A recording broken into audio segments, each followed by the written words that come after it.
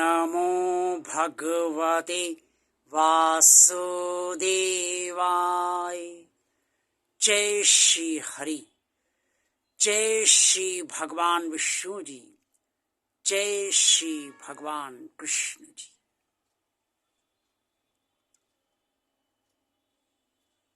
कल का जो वीडियो था उसमें भगवान श्री कृष्ण जी की असीम अनुकंपा से मैंने आप सभी को ये बताया था कि ब्राह्मण के स्वाभाविक कर्म किस प्रकार से होते हैं, और मैंने ये भी बताया था कि 4 वर्णों की रचना ब्राह्मण, क्षत्रिय, वैश्य, शूद्र ये स्वभाव जनित कर्म के आधार पर ही हुई है और परमात्मा ने की। कुरुक्षेत्र के मैदान में भगवान श्री कृष्ण जी ने अर्जुन को स्पष्ट तौर पे ये भी बताया है कि क्षत्रिय जो होते हैं उनका स्वभाव कैसे होता है, किस प्रकार का होता है, और जिस प्रकार का उनका स्वभाव होता है उस प्रकार से उनके गुण क्या होते हैं, जिससे कि वो क्षत्रिय कर्म जो है कर पाते हैं और क्षत्रियों के जो कर्तव्य हैं उन्हें संपूर्ण कर पाते हैं। ये जानना बहुत आवश्यक है, ताकि तभी हम समझ पाएंगे कि वास्तव में हम ब्राह्मण हैं, क्षत्रिय हैं, वैश्य हैं या शूद्र हैं। इससे नहीं कि हम जिस जात में पैदा हुए हैं, जिस वर्ण में पैदा हुए हैं उसी वर्ण के हैं।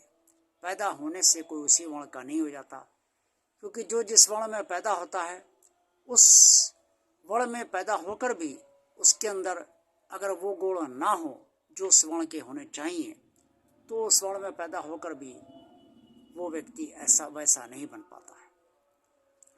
कुरुक्षेत्र के मैदान में भगवान श्री कृष्ण जी ने अर्जुन को क्षत्रियों के जो स्वभाव है उसके बारे में बताते हुए स्पष्ट तौर पे कहा है, शौर्य तेजो धृतिदारस्यम युद्धे चाप्य पलायनम तानमीश्वर भाव सच शास्त्रम कर्म स्वभावजम।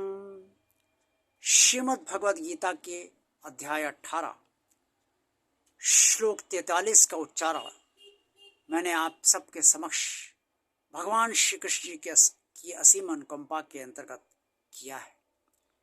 इस श्लोक में भगवान श्री कृष्ण जी ने स्पष्ट तौर पे ये बताया है कि जो क्षत्रिय होते हैं वो शूरवीर होते हैं और तेज होता है उनके अंदर, धैर्यवान होते हैं, युद्ध से वो कभी भागते नहीं हैं, दान देते हैं और कभी भी वो डरते नहीं हैं, किसी से निडर होते हैं और बहुत चतुर होते हैं। जिनके अंतर्गत या जिनका स्वभाव ऐसा है, ये गुण हैं, उन्हें क्षत्रिय ही माना जाना चाहिए। द्वापर समय में अर्जुन क्षत्रिय कहे गए, और क्योंकि क्षत्रियों का स्वभाव ही युद्ध क्षेत्र से युद्ध में लड़कर धर्म की रक्षा करना होता था, और पांडवों ने धर्म का ही युद्ध लड़ा था क्योंकि उनके साथ अधर्म हुआ था। इसीलिए भगवान श्री कृष्ण जी ने अर्जुन को बताया कि तुम क्षत्रिय हो और क्षत्रिय होने के सारे गुण तुम्हारे अंदर हैं। तुम्हारा स्वभाव ही क्षत्रियों की तरह का है, इसलिए तुम्हें क्षत्रियों के जो कर्तव्य हैं उन्हें संपूर्ण करना ही चाहिए। अब आज के परिप्रेक्ष्य में हम इसे ऐसे ले सकते हैं, क्योंकि ये कलयुग चल रहा है, द्वापर नहीं चल रहा है, कि जो लोग किसी से भयभीत नहीं होते, निडर रहते हैं, जो शूरवीर होते हैं, और युद्ध से जब किसी से लड़ाई झगड़ा हो जाता है तो चाहे जितना भयंकर लड़ाई झगड़ा हो, लेकिन वो पीछे नहीं हटते, या तो मरेंगे या मारेंगे, जिनका ऐसा स्वभाव होता है और जो दान भी देते हैं और अच्छे भाव से दान देते हैं, विनम्रता से दान देते हैं, ये नहीं कि अकड़ के साथ दान दे रहे, विनम्रता के साथ दान देते हैं और धैर्यवान होते हैं। चाहे जो स्थित परिस्थिति उनके समक्ष आ जाए वो विचलित आसानी से नहीं होते, तेज उनके अंदर होता है और उनका तेज उनके मस्तिष्क से, उनके चेहरे से पता चलता है। जैसे कुछ लोग आप देखिए तो उनके चेहरे से पता चलता है कि हाँ भाई, इनके अंदर बहुत कुछ ऐसा है जो मेरे अंदर नहीं है। तुलना नहीं करनी चाहिए, लेकिन बहुत कुछ ऐसा है जो अन्य लोगों के अंतर्गत नहीं है। तो ऐसे लोग जो होते हैं वो क्षत्रिय तरह के ही माने जाने चाहिए। वो अलग बात है कि आज जात व्यवस्था लागू हो चुकी है, कोई श्रीवास्तव है, कोई मिश्रा है, कोई ब्राह्मण है और कोई ठाकुर है, यह सबकी अलग अलग जातियां हैं। लेकिन जो स्वभाव अगर किसी भी जात वाले का ऐसा है तो उसे स्वयं को क्षत्रिय ही मानना चाहिए। यही भगवान श्री कृष्ण जी ने अर्जुन से कहा है कि जैसा स्वभाव होगा वैसे ही उसके कर्म होंगे, और जैसा स्वभाव होगा, जैसे कर्म होंगे, वैसी ही वर्ण व्यवस्था के अंतर्गत उस व्यक्ति को समझा जाना चाहिए। अगर ब्राह्मण का स्वभाव है तो ब्राह्मण के कर्म होंगे तो उसे ब्राह्मण माना जाना चाहिए। अगर क्षत्रिय का स्वभाव है तो उसके क्षत्रिय के कर्म होंगे, उसे क्षत्रिय माना जाना चाहिए। अगर वैश्य का स्वभाव है, वैश्य के कर्म है, तो उसे वैश्य माना जाना चाहिए। और अगर शूद्रों का स्वभाव है, शूद्र के कर्म है, तो उसे शूद्र माना जाना चाहिए। यही भगवान श्री कृष्ण ने आप सबको, यानी अर्थात समस्त मनुष्यों को कुरुक्षेत्र के मैदान में अर्जुन के जरिए अपना ज्ञान देते हुए बताया है। आज का वीडियो आप सबको कैसा लगा?